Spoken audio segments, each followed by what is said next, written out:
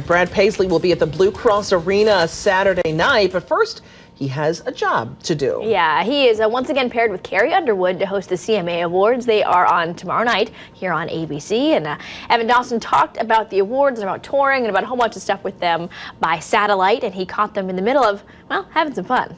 Are you showing her your guns? See this? Did you see this? I wear it every day, you know. I have to tell you about how that... I'm sorry, we're not even paying attention to the guy asking this question. Leave us alone, we're having a conversation. That's all right, Brad. People pay to see your guns, man. That's what they're here for anyway. Yeah, that's what I do off camera. I'm just, posing. Yeah.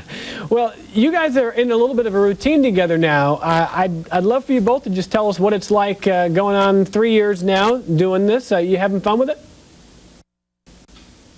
I am. I don't know about Carrie. Nope. But I am. I am too. What are your expectations for this year's show, especially with you both being nominated? How do you focus on hosting duties and also what may be in store for you on a night like that? Well, we really don't think about the nominations when you're hosting because it's such a focused existence when you're up there hosting this show. You have to really keep your eyes on it. Focused existence. Thank you. You agree with that, Carrie? If you're distracted by winning or anything else, Yeah. you could easily drop the ball. So. In the end, it really, in the moment, it doesn't matter. Of course it matters. You want to win stuff. That'd be awesome. But whether you do or not, it really doesn't matter. You have to go out there and keep it going. Yep. I wonder, Brad, if you could just tell us a little bit about your tour is going to bring you to Rochester and or our area, I should say, and Western New York. But you guys play so many venues and shows. Are you still feeling fresh every time on stage? I imagine there's a bit of a grind to it. Are you having fun? I absolutely have fun. Yeah. I mean, it's been a great year. It's been the kind of year that taught me lessons on what not to take for granted. We had the big flood and a lot of our stuff was ruined prior to going out on tour, and everybody had to work to pull it together quickly, and so walking out there with a fully functioning set and band that knows your songs and hits to play, I don't know if I'll ever take that for granted. Yeah, I think that's very well said. And Carrie, you're on tour as well this year. What's the year been like for you? It's been very busy. Yeah, it's been, by the end of it, we will have done over 100 dates, and you're just out there living in a bread box on wheels, pretty much.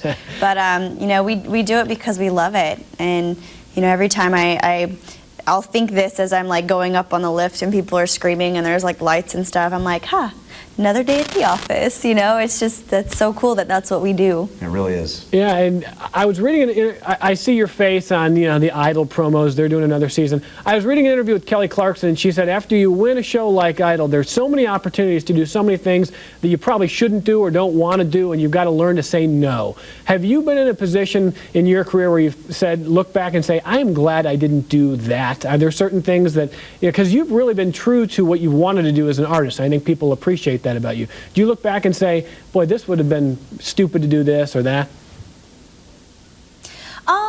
I mean, there are certain little things, or one was a very big thing. Right after I came off the show, I think a lot of people kind of expected me to enter the pop world a little bit more, right. And that was just not me. It never would have worked. It wouldn't have been believable because that's just not who I am.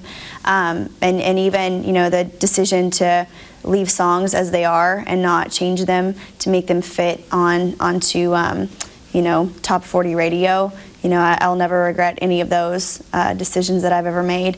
And but yeah, little things along the way, but we do what we do and love what we do, and there's a lot of good stuff that I've said yes to that's ended up working out too. I would say so. Look, I'll leave you guys with this. You're both doing wonderfully, and it's great to catch up with you. Brad, how are things in Nashville, given everything they have gone through? You talked a little bit about that. How are things down there? I think it's remarkable how it's come back.